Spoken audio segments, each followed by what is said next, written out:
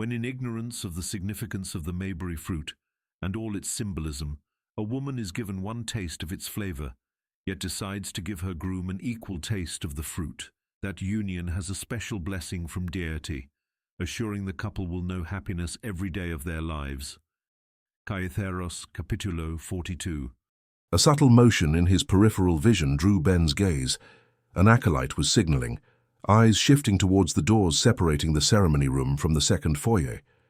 He turned just in time to witness a vision of loveliness grace the entrance. Kat's tiger-striped hair perfectly complemented her dress, unmistakably the work of the royal clothier. The light cream base, adorned with dark purple tiger stripes and peacock-hued glitter, hugged her petite form in a sheath silhouette, stirring an uncomfortable tightening in his loins. He advanced swiftly, coming to a graceful halt before her. Bending at the waist, he took her hand, raising it to meet his lips. "You look most lovely this evening, Ekaterina," he declared, his voice a caress. She smiled at him, her eyes alight with warmth. "You look quite attractive yourself, Ben Zyric," she replied softly. He turned slightly, his gaze inviting. "Will you join me for a meal?"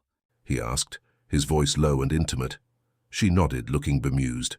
He extended one of his arms to her, and once she took it, he turned and moved over towards the two acolytes. They pulled the doors open, and he felt a surge of nostalgia for the room he had spent so much time keeping in top shape for a full year of his life. The table was set for a romantic dinner, with a crisp salad at each of the place settings and wine chilling in a bucket of ice. He led her to her chair and pulled it out for her. Once he had her settled into her seat, he went around to his own, smiling at her. "I didn't expect—" She broke off, a light blush on her cheeks. "Did not expect a lovely meal?" he said. He knew that she likely did not expect him to do anything other than pounce on her. He wanted her to be an active part of their coming together. She could reject him if he did not seek the pathway of permanence. He poured her a glass of wine, and then one for himself. Raising his glass, he said, "I would like to offer a toast, Kat, to the two of us. May we find happiness together." She hesitated a moment, and then touched her glass to his before sipping the wine. Her eyes widened at the flavor. The Danieli vintage was one of the great secrets from the northern Amador hillside vineyards. He sipped the wine also, remembering to moderate his intake. "It is a potent wine, Kat, so be cautious." It might be easier to get her into bed willingly if she was inebriated, but he wanted her to be as aware of their coming together as he intended to be. They finished their salad, and shortly afterwards, a light tap on the door heralded the arrival of the next course of their meal. Kat watched the two young men who came in curiously. The first one picked up their used salad plates, and the second one set before them their next course. In moments, the two men had departed again. "Who are those men?" she asked after they finished the second course. "They look like monks more than waiters." He smiled at that. Here in Estolia, every young man spends a year learning about the religion and the history of Estolia. They are called acolytes, and each acolyte is also assigned one or more service jobs during the year spent learning.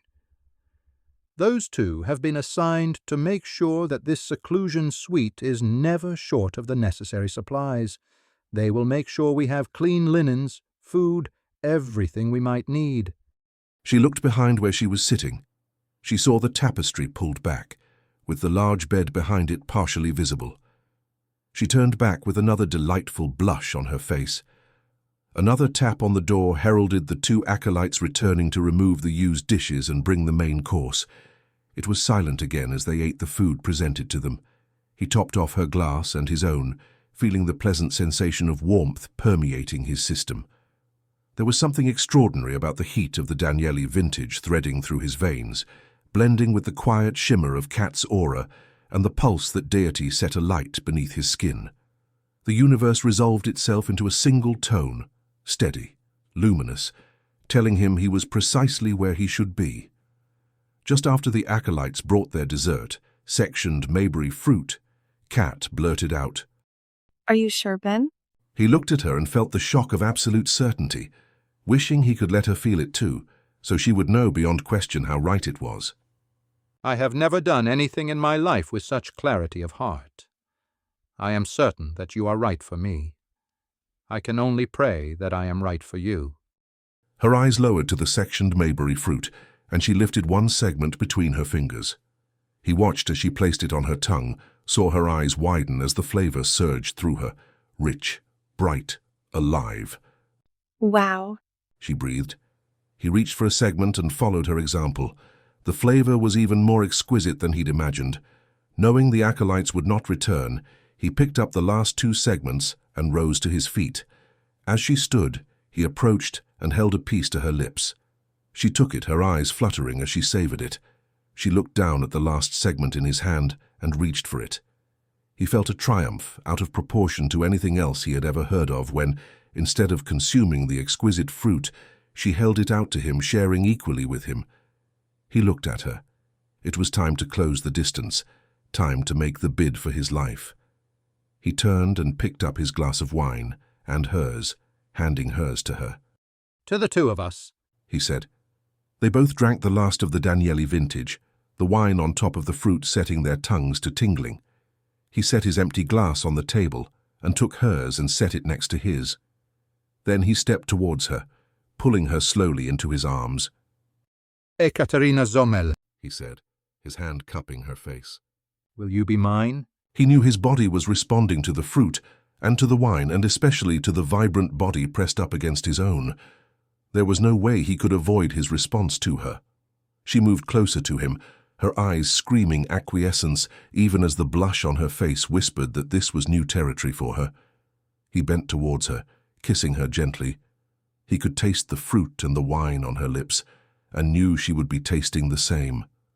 In moments, he was deepening the kiss, wanting to taste of her essence mixed with the potent aphrodisiac of fruit and wine mixed together. Forever, it seemed, they kissed and caressed one another.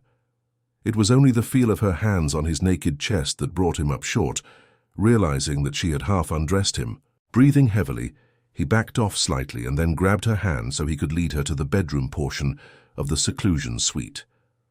Once beyond the tapestry, he untied it so that it fell to enclose the bedroom area. The other tapestry was already covering the floor-to-ceiling windows. They were in an enclosed space with but one purpose.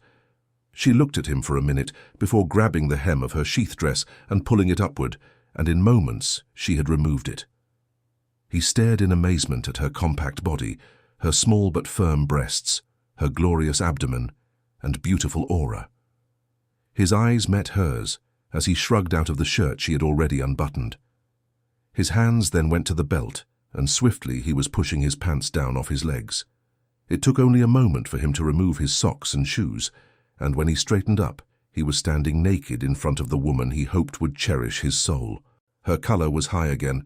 She was staring at his erection. She looked into his eyes, and he saw how insecure she was. She was a delightful, beautiful woman. But she was a virgin, faced with the very real evidence of his arousal, and the fact that she was alone with a man who intended to possess her. He turned away from her and went to the bed, pulling down the covers. When he turned back, he saw that she had removed her last item of clothing and now stood gloriously naked. He watched as she approached where he stood, her body coming into full contact with his. She looked up at him, and he dipped his head down to kiss her again, savoring the lingering taste of Maybury fruit on her tongue. The magic of the fruit and of the way that they were so right for one another simply took over, and it was not long before he was poised over her, ready to claim her. He held back, wanting to see acceptance before he could make her his and give his soul permanently into her keeping. She opened her eyes, and then with an almost feline growl of conquest, she pulled him down onto her. He groaned at the sensation of her body taking him in, at the feel of her soul doing the same with his, and he knew that there was literally nothing on earth that could possibly compare to this moment in his life, in their life. Then all thoughts ceased entirely, and the two of them focused on sensation, feeling, giving and receiving, and the deepest, most profound connection any human on the planet could ever feel with another.